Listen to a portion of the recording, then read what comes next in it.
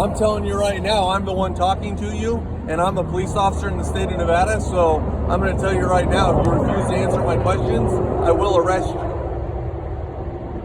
Okay? I recently released this raw video of a police officer arresting someone for exercising their right to remain silent, and like most of you, when I first saw the video, I thought that an officer was what he was, probably a rookie. Unfortunately, as I started researching, I found that he's the captain of the police department and the acting chief of police. Not only that, but in 2016, when he worked for Las Vegas Police Department, he was slapped with multiple felony charges for arson and insurance fraud.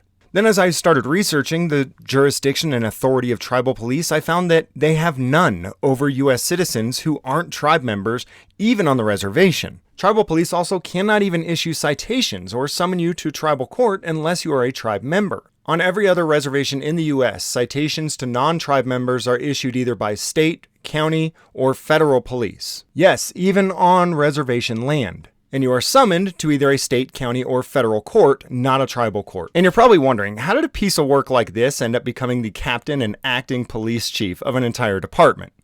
Well, the answer is that in 2019, there was a mass exodus. Almost a dozen officers simultaneously resigned from the department, leaving Jeffrey Harper as the sole police officer, causing him by default to be promoted to captain and acting police chief. Well, allegedly, the reservation is required to self-generate $1.4 million a year in order for the reservation to survive. The reservation is about 70,000 acres, but the population is only about 271. All of the 271 residents live up in the northeast corner of the reservation. But the police don't spend their time working the area where the population is at. Instead, they work in the southern corner along I-15, generating revenue through traffic stops. For a population of 271 people, the police department generates $1.5 million in traffic citation revenue in a year. Traffic citations issued to non-tribe members make up 100% of the budget. The tribe council refused to allow the police officers to arrest any tribe members, even when they committed violent crimes or robberies. And the officers were ordered to strictly generate revenue on I-15 and to leave the criminals in the community alone. In 2019, News 13 Las Vegas reported that most of the police officers in the department had had enough. Yeah, guys, the former officers say criminal activity goes unchecked, and the tribe instead wanted those officers to concentrate on generating cash. This former tribal officer, who wished to remain anonymous, corroborates Sherry's allegations. He claims officers were routinely threatened with their jobs by the council if they attempted to arrest any tribal members or their relatives. Even serious crimes like weapons violations and domestic abuse are going unchecked, according to the former tribal officers. Tribal leaders, they allege, primarily wanted officers to write tickets and generate money for the tribe. They are unmoral, they are unethical. The Moapa Band of Paiutes, the tribal council. And so, one summer afternoon in 2019, all except for one of the members of the department decided that they would no longer commit highway robbery for the Moapa Band of Paiutes while ignoring their criminal activity. All but one decided this was just too much corruption for them. That one being Jeffrey Harper. You see, highway robbery seemed like a perfect gig for Harper, who in 2016 was charged with 1 count of theft, 1 count of burning property with intent to defraud an insurer, both Class B felonies, 1 count of attempted theft, a Class C felony, 2 counts of insurance fraud, both Class D felonies, and 1 count of third-degree arson, a Class D felony. Due to Jeffrey's excellent-looking rap sheet and the fact that he didn't resign because of a conflict of conscience, like all the other officers did, he was promoted to captain of the police department and acting chief. He's been in that position ever since and has continued the extortion racket on I-15 for the Moapa Band of Paiutes. So when I first started working on this story, I thought I was just showing you a video of a police officer who arrested somebody in retaliation for exercising their right to remain silent. But at the time, I had no idea that that officer was actually a captain and acting police chief, accused of multiple felonies, and heading up a $1.5 million a year traffic citation extortion racket, citing and arresting people that the department doesn't even have jurisdiction over. So what they do is cite you and send you to tribal court, which has no jurisdiction over anyone but tribe members. But one of the problems that the other officers had is that the tribal court was understaffed and wasn't even actually capable of trying cases when people wanted to fight their tickets. I've had some of the locals tell me that they've chosen to completely ignore their citations and that they've never heard anything from the police or the courts. Since they don't actually have jurisdiction, they have no ability to issue a warrant. They're just hoping that you'll be ignorant enough to pay. And since most of the people they hit on I-15 are just travelers passing through, they, 1, don't understand that these guys don't have jurisdiction to even cite you in the first place, and 2, don't have time to come back and try to fight in court. So most of them just mail their money in. But if you look at the information from all the different angles, this arrest was wrong on so many different levels. Not just the fact that this suspect was arrested for exercising his right to remain silent. From 1978 to 2021, tribal police didn't even have the legal authority to detain someone unless they were a tribe member, even if that non-tribe member is on reservation land. Now, in 2021, that changed when in United States v. Cooley, the U.S. Supreme Court unanimously upheld that tribal officers have the authority to at least investigate and detain non-native people that they suspect of committing crimes on reservations while waiting for backup from non-tribal law enforcement. In other words, law enforcement that does have jurisdiction over those citizens. But tribal police still have zero authority to make any arrests on non-tribe members, which makes Jeffrey Harper's arrest of this person illegal on multiple levels. Hi, Officer Harper with the Moapa Tribal Police. Reason I stopped you today is your tags come back expired. Do you know they're expired? No. Oh, yeah. I knew. Okay. Do you have your driver's license, registration, and insurance? My insurance is on my phone. Okay, yeah, no worries. ID. Where are you heading? Vegas. To Vegas? Cool. I was Yeah, your actually. registration expired May 31st. I was actually just looking up to. I just moved to Vegas, You just moved to Vegas. so I Oh, cool. just got a new address. Okay. I was planning on. I just got off of it. Henry stopped recording on the phone to show proof of insurance, which was on his phone, but then immediately turned the recording back on. Hello? All right. At this point, Jeff Harper arrives on scene and begins asking Henry questions. How you doing, man? All right. How are you? Good. Where are you headed to? Home? Vegas. Okay, you live in Vegas? How long you live there? Okay.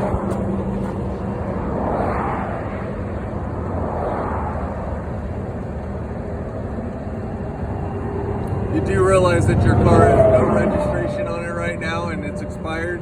And part of the questioning of why we're asking you how long you live there is because you have a certain amount of days to register your car and to also do there. So it's part of this investigation of why we stopped you and what we have going on. So, you know, when we ask questions, it's not just, sometimes it is for small talk a little bit, but if you move to Vegas, you got Tennessee plates. It's something that we try to figure out because we try to give people a little bit of a grace period to say, like, hey man, if you just move there and you realize that it's expiring in a day or two or whatever and you're waiting to get it, then okay, that's a little bit more understandable than like, hey, it's expired from May and you've not been back to Tennessee and you're a student. Or, I'll talk to him about that. okay. No, I mean, that's totally fine. Like I said, I'm just trying to figure out what you're doing, where you're going, and all that. I mean, I'm not trying to be a jerk. If I was going to be a jerk, I'd just say, well, you know what? Why don't you start trying to find a ride? We're going to tow your car because it's not registered in the state of Nevada. And I talked to him about that, and you know. okay, so you already told him how long you've been staying in Vegas? I don't think he answered that. I asked him. Okay, that's why I'm asking you. So according to the law, you have 30 days to change your registration over after you move to a new location. Jeff Harper is trying to ask this guy how long ago he moved to determine if it's been 30 days or more. Henry refuses to answer the question, and this is a classic example of exactly why the Fifth Amendment exists. You have the right to remain silent so that you don't intentionally or accidentally incriminate yourself. If he tells the officer, for example, that he's been here for 32 days, then he is just self-incriminated, which he absolutely is not required to do. Jeff Harper even articulated that sometimes police are just making small talk, but other times they are conducting an investigation. The truth is that the small talk is meant to bring your guard down, and in the middle of the small talk, they also ask investigatory questions with the intent to get you to incriminate yourself. If you are detained by the police, they are investigating you. Therefore, if you are detained by the police, you should never answer questions, not even arbitrary small talk. So here's the thing, okay? In the state of Nevada, there's such things of laws that have to do with if you hinder or delay our investigation, it's a crime. That's a physical act. I don't have to Yeah, I mean, I guess you have the right to remain silent. I mean, if you didn't do anything wrong and you're not going to allow us to investigate what's going on, then we'll just, cool, no problem, brother. We'll play the game, and when you lose the game, I guess you'll think, was this really worth it? Or was this just somebody that doesn't have registration, they're trying to go down the road? You know, I got a phone call. I'm telling you right now, I'm the one talking to you, and I'm a police officer in the state of Nevada, so I'm going to tell you right now, if you refuse to answer my questions, I will arrest you. Okay? So you think my rights are abused? No, I'm not saying that, but if I'm investigating a crime and you're refusing to answer those, that's a crime in the state of Nevada. It's called obstructing. It means that you're not allowing us to further our investigation. So yeah, that is a problem. Whether he's the one that stopped you or I am, what would I tell you that if I was the one watching you over at the travel plaza and your activity is suspicious to me? You sit in your car for about 5 to 10 minutes, you go into the store, you don't purchase anything, you come outside, you look underneath your car, looks a little suspicious, and then now you're absolutely refusing to answer any questions. That's called reasonable suspicion. Are you asking me how to do your job now? I'm not. Cool, turn around, put your hands behind your back. Can I get your Put your hands behind your back. I'm like, you're gonna play this game and you're gonna lose. Don't ever pull away from me. Now you're under arrest. your body cam? It is. Absolutely. What's in your pocket that you were reaching for? Phone. Okay, well, when I ask you to pull your hands out of your pocket and you reach into there, then I think you're grabbing a weapon. It's a record. Can I get, You'll get all of it on the arrest paperwork, my friend. I'm like, you're playing a game that I don't understand why. I don't understand. You're refusing to answer what you've been arrested for, everything else. So yeah, you know what? There is an issue with that. Harper? Yep. My rights ain't a game. What's that? I said my rights are not a game. Okay, but answering simple questions of suspicious activities is an issue. Like I told you, I just told you. To stop on my phone, to stop at a gas station, so I could be on my phone. But again, if you don't answer the questions, how am I supposed to figure it out? You've told me I'm not going to answer anything. So if I'm telling you why I'm stopping you, what is going on, and everything else, and I'm trying to further in an investigation,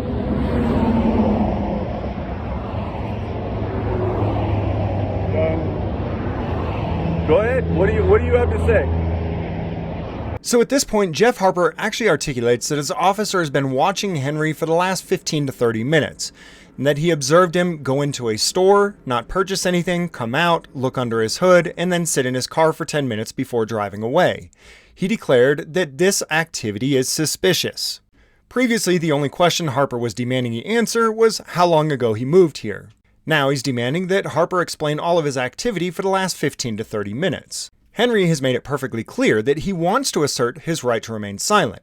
But Captain Jeff Harper has now used force and violence via arrest to coerce a statement out of someone who has declared that they want to exercise their right to remain silent. I'm going to exercise my rights to... Cool. See, that's exactly the point. Is exactly as soon as I start to ask you any questions, you don't want to answer anything. So cool. By exercising my rights, you put me in handcuffs. No, your activities is what got you in handcuffs. You being suspicious, you not answering questions. How is that being suspicious?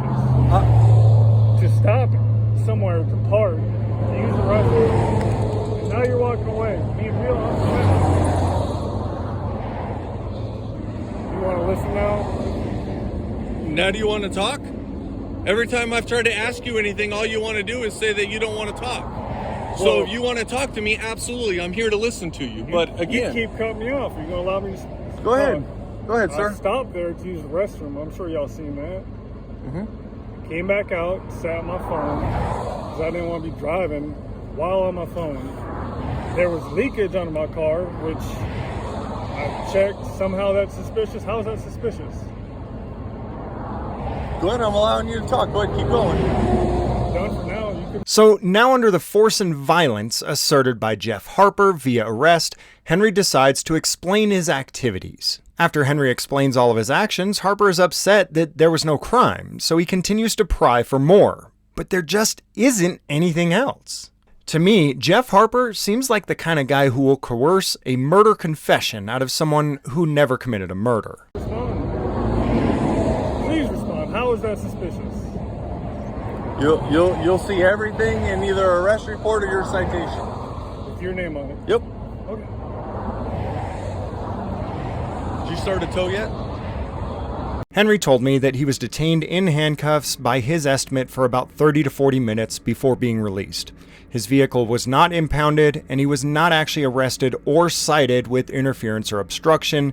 He was only cited for having expired or no registration. As far as the investigation into Jeff Harper for violating someone's rights by arresting him for refusing to answer questions, Sergeant Pasco informed me personally that he would do a thorough and unbiased internal investigation of his police chief. I informed him that no such thing would be possible. Now that we also know that the department is operating completely outside of jurisdiction, the investigation has since been escalated to the Bureau of Indian Affairs, a federal agency under the United States Department of Interior. At this point, I do not know if the BIA will continue to investigate or if it will be passed off to the FBI. In my opinion, it's time for Jeff Harper to be held accountable and eat his own words. Cool, no problem, brother.